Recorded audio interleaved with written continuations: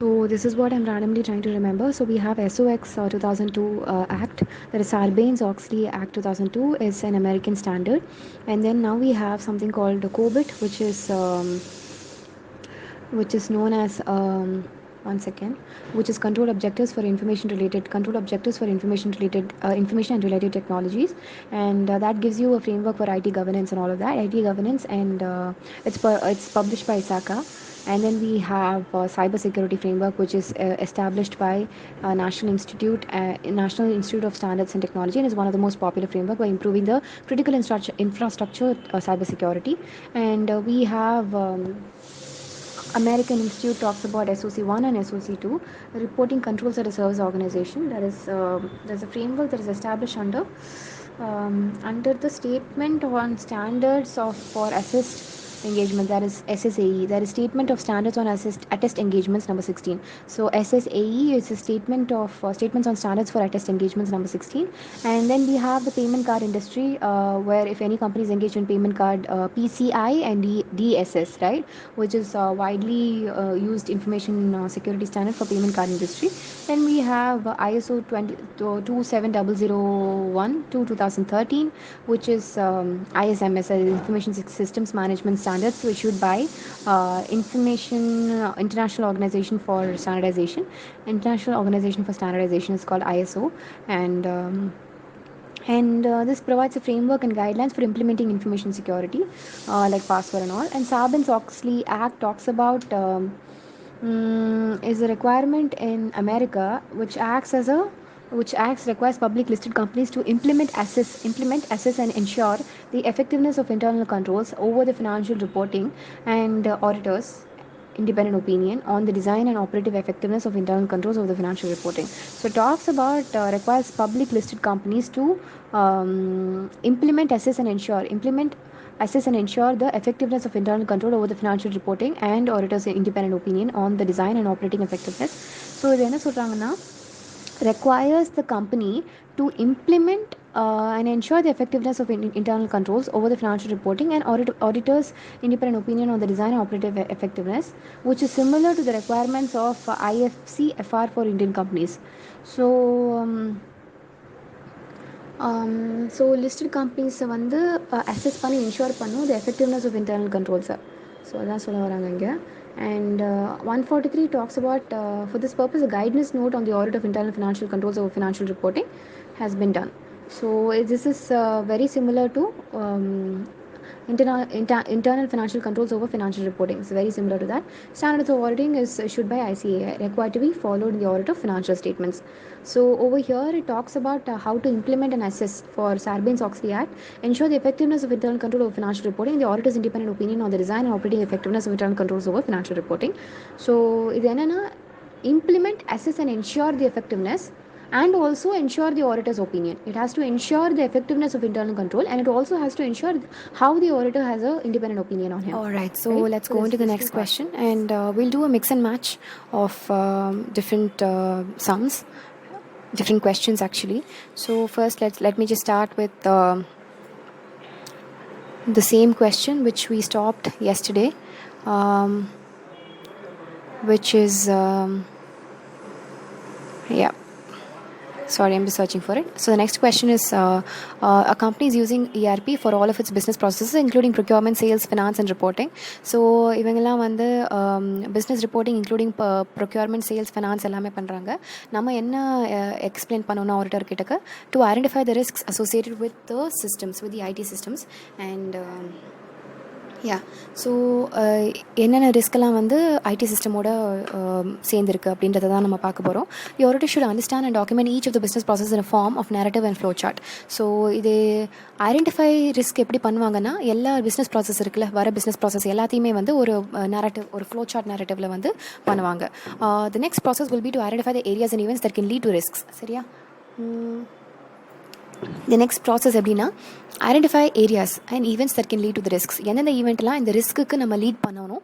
அதுக்கப்புறம் ஃபஸ்ட்டு சொன்ன பாயிண்ட் என்னென்னா, ஃபஸ்ட்டு டாக்குமெண்ட் பண்ணணும். அதுக்கப்புறம் என்னென்ன ஏரியாஸ்லாம் ஐடென்டிஃபை பண்ணணும் இந்த ரிஸ்க்கு, identify areas that can lead to risk. Okay, அதுக்கப்புறம் என்ன பண்ணணும்னா analyse this risk, that is impact it will have if it materialises. So வந்து இந்த இம்பாக்ட் வந்து எப்படி மெட்டீரியலைஸ் ஆச்சுன்னா என்ன இம்பாக்ட் கொடுக்கும் அப்படின்றதுக்கு தான் வந்து இதை பற்றி பேசிகிட்ருக்கோம். Next will be the prioritisation in terms of probability of how often the risks will materialise. So key words எங்கே என்னென்னா document how the business processes in the form, document each business process, okay, in the form of narratives and flowcharts. Next one to identify areas and events that can lead to this thing in the risk. அதுக்கப்புறம் analyse பண்ணணும் இந்த risk எல்லாம். அதுக்கப்புறம் இந்த risk வந்து எவ்வளோ ஆஃபனாக materialise ஆகும் அப்படின்றத பார்க்க போகிறோம். Next question என்னன்னா, some of the international IT standards, guidelines and frameworks. Explain some of the international IT standards. So IT related standards, அதுக்கப்புறம் guidelines and frameworks எப்படி ஒர்க் ஆகுதுன்னா, when auditing in an automated environment, the auditor should be aware, adhere to and be guided by the various standards, guidelines and procedures that may be relevant to both audit environmentல auditor என்ன பண்ணணும்னா அவேராக இருக்கணும், adhere பண்ணணும். அதுக்கப்புறம் guided by various guidelines and procedures that may be relevant to both audit and automated environment. So adhere to and guided by various standards and guidelines and procedures. So இதில் என்ன கொடுத்துருக்காங்கன்னா some of the common standards, சில common standardsலாம் வந்து கொடுத்துருக்காங்க that are relevant to this context, which include standards for auditing issued by the ICA, அது ஒரு பக்கம் இருக்குது. அதுக்கப்புறம் section 143 of Companies Act 2013, அது ஒரு பக்கம் இருக்குது. Sarbanes-Oxley Act of 2002, Sarbanes, Banes-Oxley Act of 2002, commonly known as SOX, is a requirement of America. Okay, அதுக்கப்புறம் இருக்கிறது வந்து ISO 27001 and 2013 is the Information Security Management System, ISMS, Information Security Management System, issued by the International Organization for Standardization. Okay, International Organization for Standardization, it's ISO actually. And Information Security Management System, ISMS, Information Security Management System, Information Security Management System. And what I'm trying to do here is that as I say the lines, I'm trying to visualize it, how it's being placed. So yeah, so ISO 27001 and it'll be next is 2013, right? 27001 and 2013, the standard issued by the ISO organization. The standard provides the framework, guidelines and procedures for implementing information security and related controls in a company. So for example, the standard covers password security, application security, physical security, backup and recovery and all of that. And yeah, so what this one does is that ISMS is a standard issued by the ISO, that is International Organization for Standardization. This standard provides the framework, guidelines and procedures for framework, guidelines and procedures for what? For implementing information security and related controls in a company, so information security and related controls. So this provides guidelines for information security. Which one? ISMS, right? So ISMS is done by what? ISO, Information Security Management System, and it's called as ISO 27001 to 2013. Right, you have to put hyphen 2013. So it provides a framework and guidelines for information security, for framework guidelines for implementing information security and related controls in a company. Next is ITIL, Information Technology Infrastructure Library, which is ISO 20000, provides a set of best practice processes and procedures for IT service management in a company. So here it talks about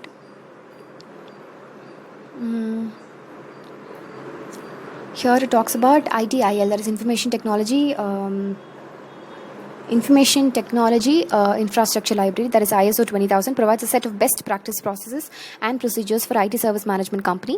And next one is the payment card industry, that is Data Security Standard, or PCI DSS, is the most widely adopted information security standard for the payments card industry. So the payment card industry is the widely accepted information security standard for payment card industry. So we can't remember every single sentence from this, so I'll just try to bring it down to the crux. So payment card industry enna panudana is a widely adopted information security standard for payment of cards. So it is a widely adopted information standard information security standard for what payment for the payment of cards industry. Any company that is involved in the storage, retrieval, and transmission or handling of credit card and debit card are required to implement the security controls in accordance with the standard. So any company that is involved in the handling, retrieval, or of the credit card or the debit card are required to implement the security controls in accordance with the standard. So the payment card industry is data security or PCI DSS, right? So so any company that is talking about handling of credit card needs to adopt the standard, and this standard talks about information security standard related to the payment industry. So payment card industry, the payment card industry data security standard, or the PCI DSS. Okay, PCI is payment card industry and DSS is data security standard, right? So next one is information technology infrastructure library, that is ITIL or ISO 20000, provides a set of best practices and procedures for IT service management in a company. So what they do is that they talk about IT service management in a company. For example, change management, incident management, problem management, IT operations, IT asset management are some of the areas that could be relevant to audit. So information technology infrastructure library, so they talk about processes and procedures for IT service management in a company. So ஒரு கம்பெனியில் வந்து ID service எப்படி manage பண்ணணும் அப்படின்றதுக்கு வந்து information technology infrastructure library ITIL or ISO 20000. So இதுதான் ITIL வந்து ஒரு கம்பெனியில் வந்து இன்ஃபர்மேஷன் டெக்னாலஜி ஸ்டாண்டர்டை வந்து அதுக்கான ப்ராசஸை வந்து நம்ம கடைப்பிடிக்கணும்னா we have to follow the process of ITIL, which is information technology infrastructure library and ISO 20000. So is provides a set of best practices processes for IT service management in a company. Okay, that's all. Next one is that the American Institute of Certified Public Accountants, right, CPA, the American Institute of CPA has established a framework under the statements on standards for attest engagements, that is SSAE number 16 for reporting controls at a service organization, that includes SOC 1 for reporting on controls and SOC 2 and 3 for reporting on controls at a service organization relevant to security, availability, processing integrity, confidentiality and privacy controls and other than ICFR. So America la irukra CPA Institute, American Institute of CPA, has published a framework under the statement on standards for attest engagements, that is SSAE. So SSAE la they have done something number 16, right? SSAE number 16. SSAE number 16 la they have done something which is called as SOC 1 for reporting on controls and SOC 2 and 3 for reporting on controls at a service organization related to security, availability, processing and integrity and confidentiality. So 1 is for reporting, right? 2 is for SOC 2 and 3 are for reporting on controls at a service organization. First one is also reporting on controls of service organization relevant to user entities, internal control and financial reporting. 2 and 3 is reporting on controls at a service organization relevant to security. First one is that reporting on controls. Okay, both of them are reporting on controls at a service organization. First one is relevant to user entities, internal control. Second one is relevant to security, availability and processing, integrity, confidentiality or privacy controls other than ICFR. First one is internal control over financial reporting. So first one is controls, reporting the controls on ICFR, that is internal control on financial reporting. Second one, SOC 2 and 3 supposedly are reporting of controls regarding at a service organization relevant to service, relevant to security, availability, processing integrity and confidentiality or privacy controls other than ICFR, right? So while SOC 1 and 2 are restricted use reports, SOC 3 is a general report. So 1 and 2 are restricted use reports and 3 is a general report. So what we got for the first one is that it's internal control over financial reporting. For SOC 2 and 3 it's a reporting on controls at a service organization relevant to security, privacy, integrity, processing integrity, confidentiality, all of that other than ICFR, right? So 1 and 3 are restricted use reports, 3 is a general use report. Next, control objectives for information and related technologies, that is COBIT. Control objectives for information and related technologies, COBIT, is a best practice IT governance and management framework established by Information Systems Information Systems Audit and Control Association. See, COBIT, right? That is control objectives for information related technologies. Control objectives for information and related technologies. So COB COBIT is the best IT governance, right? So IT governance is best practice IT governance and management framework, which is so this COBIT is the best framework for what? For governance, IT governance. COBIT is obviously IT, right? So we have COBIT as a good framework for IT governance and management framework, which is published by the Information Systems Audit and Control Association, ISACA, right? Which is Information Systems and Control Audit Association. Information Systems Audit, ISA, Information Systems Audit and Control Association. So ISACA. Yeah, that is ISACA, Information Systems Audit and Control Association. It is a general, it's a framework. COBIT is a framework. There's control objectives for information related technologies, right? Information related technologies. So for that we have it's a best practice for IT governance and management, which is established by this one, and it provides the tools and resources and guidelines that are relevant to governance, IT governance, risk and compliance, and information security. So it provides some resources, it provides some guidelines, resources for IT governance and compliance, risk and information security. So CSF, next one is Cyber Security Framework, published by the National Institute Standards and Technology, is one of the most popular framework for improving critical infrastructure in cyber security. So Cyber Security Framework is published by the National Institute of Standards and Technology, and is one of the most popular framework for improving critical infrastructure. We're talking about the next one, which is explain application controls and general IT controls. So application controls include both automated and manual controls that operate at a business process level. So application control na enadhu or business process la vandu both automated ஆவும் இருக்கும் மேனுவலா இருக்கும், ரெண்டுமே இருக்கும். அதுக்கு பேர் தான் வந்து business process லெவலில் அப்ளிகேஷன் கண்ட்ரோல்ஸ் இருக்கும். Okay, application controls include both automated controls and manual controls that operate at a business process level. So application controls can be prevented as well as detective in nature and are designed to ensure the integrity of the accounting records. Application controls relate to procedures used to initiate, record, process and report transactions or other financial data. So it relates to the procedures that is used to initiate, record and process, and these controls also ensure that the transactions occurred are authorized and are completely and accurately recorded and processed. So transactions that occurred are authorized and are completely and accurately recorded and processed. And automated application controls are embedded into IT applications, that is ERPs, and help in ensuring the completeness, accuracy and integrity of data in those systems. So examples of automated applications include edit checks and validation of input data, sequence number check, limit check, format check, range check and reasonableness check, and mandatory data fields and existence check and all of that.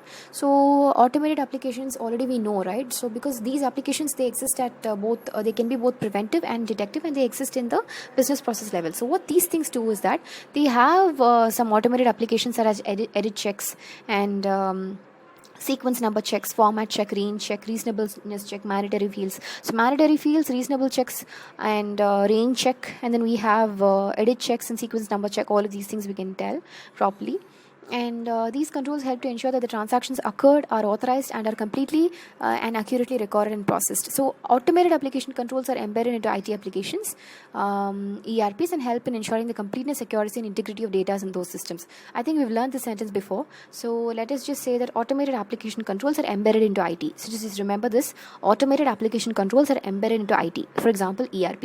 So automated application controls, AAP, is embedded into IT in the form of ERP, and that ensures that the transactions are help in ensuring the completeness, security and integrity of those data in those systems, right? So we have that. And next what we have is that we have general IT controls, and general IT controls are policies and procedures that relate to many applications and support the effective functioning of application of controls. So general IT controls are policies. So general IT controls means it's a policy, and so that relates to the functioning that helps to support the effective functioning of application records. They apply to mainframe, miniframe and end user environment. So general IT controls that maintain the integrity of information and security of data commonly include controls over the following, that is data center and network operations. So system software acquisition, change and maintenance, program change, access security And so, see, we are just talking about general IT controls that maintain the integrity of the information and security of data, commonly include the controls over the following, right? So, which is SA 315. SA 315 talks about general IT controls which help in the functioning of application controls, right? Functioning of application controls. Next, what we talk about is the general IT controls maintain the integrity of information and security of data, and commonly include controls over the following: that is the data center, and network operations, access security, program change, application systems acquisition, development, and maintenance. That is business applications. So what they do is that these general IT controls, they support the effective functioning of application controls. So what they do is that they have controls over the integrity of the information, the security of data, and commonly include the following, right? Which is application system acquisition, development, and maintenance, right? So we have application system acquisition, development, and maintenance, and how to develop them and maintain them, all of that. And next, what we have is that access security, program change, because they said the word, the general IT controls maintain the integrity of information, right? So if something is maintaining the integrity of information, then we need to have access security and program change, access security, and data center and network operations and all of that. So they have control over data center, they have control over system software acquisition, change and maintenance, they have application system acquisition, development and maintenance, and program change and access security. And these are IT controls generally that are implemented to mitigate the IT specific risks and applied commonly across multiple IT systems. So general IT controls are known as pervasive controls or indirect controls. So general IT controls talk about acquisition of system application, and they also talk about system software acquisition, access security, and all of that. So these are called as indirect controls because they relate to applications and support the effective functioning of application of controls, right? So they are called as indirect controls. The question here is that we need to talk about application controls and general IT controls. So application controls, we have to talk about its automated and manual controls at a business process level, and it can be both preventive and detective as well, and are designed to ensure the integrity and accounting records. They help to ensure that the transactions are occurred, initiated, authorized, and all of that. And examples, so automated application controls are embedded into IT, we know that.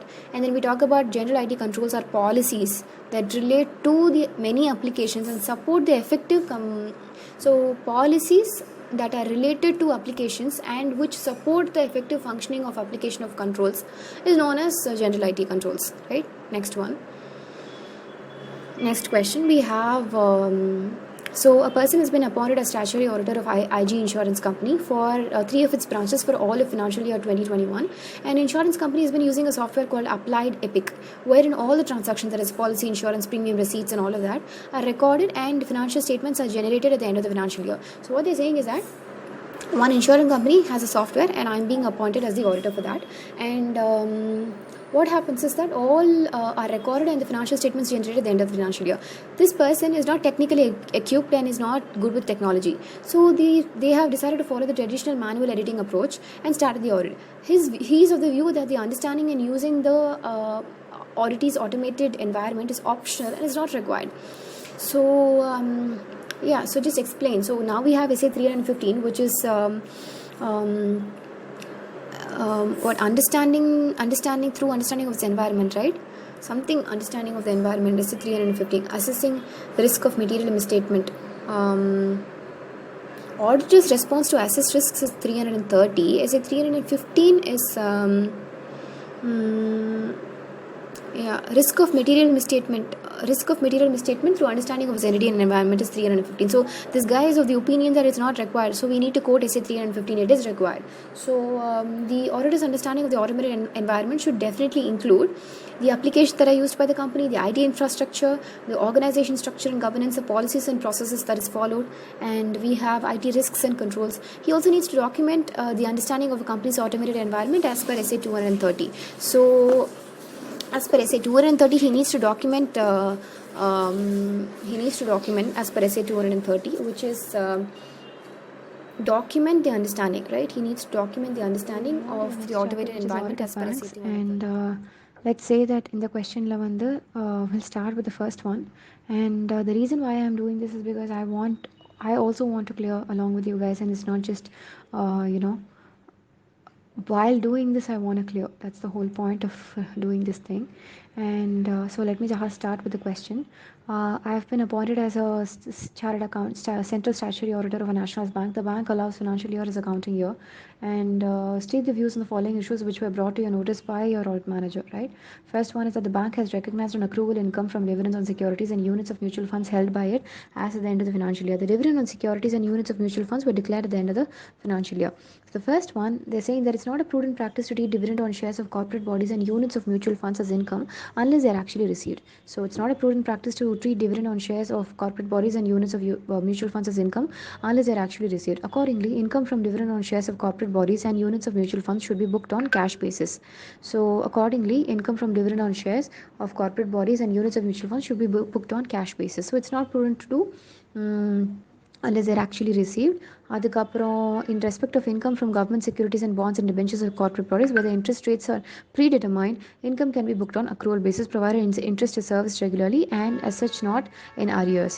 So and in respect of income from government bodies and bonds and debentures where the interest instruments are predetermined. So where it's predetermined, it can be booked on accrual basis. Where it's predetermined, it can be booked on accrual basis provided the interest is regularly serviced and it's not in arrears. It was further, however, clarified that banks may book income on a regular basis, on an accrual basis, on securities of corporate bodies, public sector undertakings, in respect of which the payment of interest and repayment of principal have been guaranteed by the central government or the state government. Further, it has been clarified that banks may book income on accrual basis and on securities and corporate bodies, public sector undertakings in respect of which the payment of interest and repayment of principal have been guaranteed by central government. So where payment has been guaranteed by the central government or a state government, where the payment has been guaranteed by central government or the state government, what they do is that bank may book on accrual basis. The bank will book on accrual basis if it is on central government and state government, right? So bank may book income from dividend on shares on corporate bodies and accrual basis provided the dividend on shares has been declared by a corporate body in its annual general meeting and the owner's right to receive the payment is established. So next one is that bank may book income from dividend on share. Dividend on shareக்கு வந்து accrual basisல போடுவாங்க provided that the dividend on share has been declared by a corporate body in its annual general meeting and the owner's right to receive the payment has been established. So ஓனரோட right வந்து இருக்கணும், அது establish ஆகிருக்கணும். அதுக்கப்புறம் yeah so அப்போ வந்து accrual பேசிஸில் போடலாம். Next question என்னென்னா, the bank is a consortium member of cash credit facilities of 50 crores to X Limited and bank's own share is 10 crores only. During the last 2 quarters, against a debit of 1.75 crores towards the interest of credits in X Limited account are to the tune of 1.25 crores only. So the question is that the bank is a consortium member of cash credit facilities of 50 crores to X Limited. Bank's own share is 10 crores only. During the last 2 quarters, against a debit of 1.75 crores towards the interest of credits in X Limited account are to the tune of 1.25 crores only. Based on the certificate of lead bank, the bank has classified the account of excess performing. So இப்போ எப்படி பார்க்கணும்னா, the bank is a consortium member of cash credit facilities of 50 crores to X Limited and bank's own share is 10 crores only. During the last 2 quarters, against debit of 1.75 crores towards interest, the credits of X Limited account are the tune of 1.25 crores only. Sometimes several bank under the leadership of a lead bank to make advance to a large customer the same conditions and securities with the proportionate rights. So same conditions and securities but given to a different person. Same conditions and securities and it's given to the person with proportionate rights. In such cases, each bank may classify the advance given by it in accordance to its own experience of recovery and other factors. So each bank may classify the advance given by it to according to its own experience of recovery and other factors. Since the last 2 quarters, the amount remains outstanding. Since the last 2 quarters, the amount is outstanding, and the interest amount should be reversed, right? The interest amount should obviously be reversed, and this is despite the certificate of lead bank to classify that account as performing. So this is despite the certificate of the lead bank to classify the account as performing. So it doesn't matter, right? Interest should be reversed since the last 2 quarters amount is outstanding, so the amount should be reversed, right? But despite the fact that the lead bank is classifying the account as performing, accordingly the amount should shown as non-performing interest. So the last 2 quarters interest remains outstanding, so thus the interest amount should be reversed. So in such cases, the bank may classify the advance given by it according to its own experience of recovery and other factors. So this is despite the fact that if the lead bank is calling it performing, doesn't mean because the last 2 quarters interest has to be reversed because it is outstanding.